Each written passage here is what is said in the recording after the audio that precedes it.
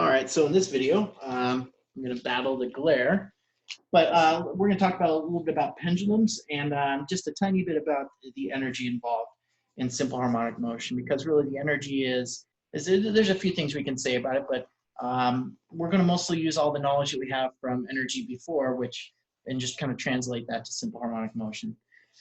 And so what I've drawn here is I've drawn a pendulum, and so I have to hold my board up here, I guess. I've drawn a pendulum, and it's attached up here to a ceiling. And the pendulum has a length of L. It has a mass of M attached to the bottom of the pendulum. And then I wrote right here the arc length S. And so what I'm interested in knowing is I'm interested in knowing about the period and the frequency of this pendulum. Those are two important things to know.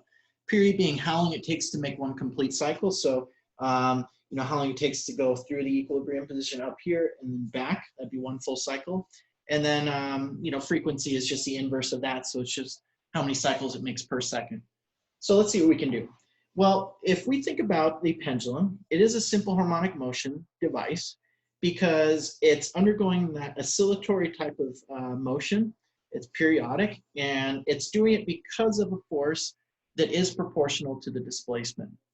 And so if I were to analyze this object right here, I would say, what is that restoring force? Well, we have the weight pointing straight down like that. And then we also have the components of the weight. So this one would be mg cosine theta, and that's pointing this way. And then we also have this one right here, which is mg, and this would be your angle. So this one would be mg sine theta. And so the reason that a pendulum swings back and forth is due to gravity, but specifically it's the component of gravity that is tangent to the circle. And so what I'm going to call it is I'm going to say that's I'm going to say F of t to represent the tangential force or the restoring force is equal to the component of gravity in that direction, which is negative mg times sine theta. My board's moving around. Okay, that's still really bad. Okay, so it's mg sine theta. And I'm going to make use of something called the small angle approximation, which essentially says that if you're in radians, you can say that the sine of theta is approximately equal to theta. As long as your theta is less than 15 degrees, this is true. And so feel free to type into your calculator, but hopefully you'll find that if you type in sine of theta, when it's less than 15 degrees in radians, that's approximately equal to theta itself. So if we can say that, we can rewrite this as negative mg times theta. And then if you remember from our circular motion rotational kinematics, we know that the arc length S is equal to the radius times the angular displacement theta. And but of course, we don't say radius right now. We're calling it the length of the pendulum. And so this is really the arc length is equal to the length of the pendulum times theta. And so I'm going to replace theta then with the arc length over the length of the pendulum. And so this is equal to negative mg over L times theta, or sorry. And I'm going to write it this way for a reason, but it's negative mg over L times S. Now, this might not look like anything in particular, but notice how similar this is to Hooke's law. So I'll write in Hooke's law over here. Hooke's law says that the force is equal to negative kx, where x represents the displacement, but S also represents our displacement. S is the arc length, but it's the displacement. And so if you notice, I could rewrite this equation as negative k times S. And if I do that, although I'm using S here for arc length because it's now we're now interested in that circular length there, you can see these equations are really telling you the same thing. It's just we did have a different k value. The k value now is mg over L. And so I can go back, if my k now is mg over L, I can go back to what I did in the first video, which is to say that, see if I can block it out. Nope, okay. Which is to say that the omega, our angular velocity or angular frequency, is equal to the square root of k over m. And then I also know that omega is equal to 2 pi times the frequency f. And if all that is true, I can write the frequency and the period of a pendulum in terms of my K value. And so I can say, because K is equal to mg over L, so this is for a pendulum, K is equal to mg over L.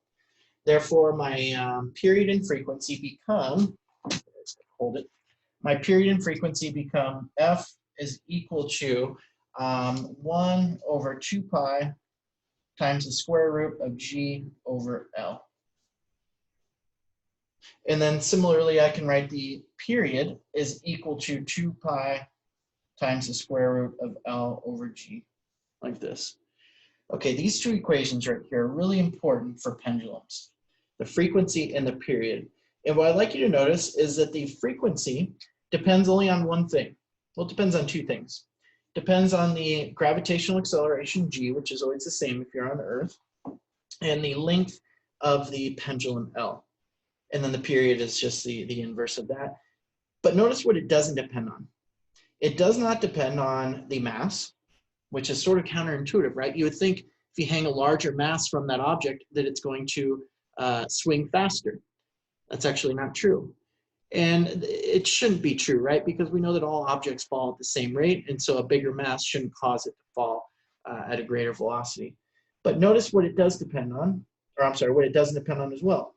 It doesn't depend on the amplitude. So you might be thinking, wait, are you telling me that an object that has the same amplitude or different amplitudes will have the same period and frequency? Well, provided they have the same length, yes, absolutely. So the period and the frequency only depend on the gravitational acceleration, which is probably always going to be 9.8 because you're probably always going to be on Earth. And then on the length of the pendulum, it doesn't depend on anything else. So those are two really important concepts in simple harmonic motion. Okay, what about energy? So if an object is in simple harmonic motion, you can treat the energy the same way that we treat it with regular kinematics or regular motion. And by that, I mean, we still have that the total mechanical energy, E, is equal to the sum of its kinetic energy plus the potential energy of it. And our kinetic energy, of course, is equal to 1/2 mass velocity squared. And our potential energy, well, we have the gravitational potential energy, which is equal to mass times gravity times height. And then we also have the potential energy of the spring or elastic potential energy, which is equal to 1/2 times K times X squared. Okay, so one important note about this is that if we have an object, say, undergoing, let's just say a pendulum. A pendulum, if I were to draw it right here, this is true of a spring as well, but if I were to have a pendulum and we're going to take it up here, release it, and it's going to bob back and forth, but we're going to have a pendulum doing that, then the potential energy is at a maximum when it's at its highest point. So when it's like right here, or if it were to swing past over here, so at these 2 points, the potential energy is a maximum. So at those 2 points, the potential energy is a maximum. And then at this point, at the lowest point, the kinetic energy is a maximum. And if the kinetic energy is a maximum, then that means that the velocity is at a maximum. So the right here, I'll put a little arrow right here. This is where KE is max. This is also where the velocity is max. Okay. And we also know that if the potential energy is at a maximum at its highest point, when its displacement is the most it can be, we could say that the total energy or the potential energy is equal to 1/2 times K times the amplitude squared. So we could say that the total energy, E maximum, evaluated at X is equal to A, is equal to 1/2 times K times A squared.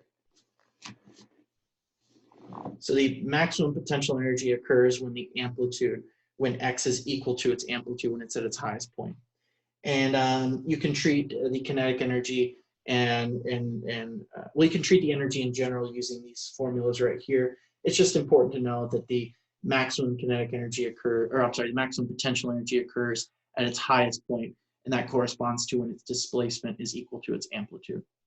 All right, so that was a super short introduction to all this stuff. I think it's easiest to sort of see how these things fit together when you do some problems. So I'll leave it here.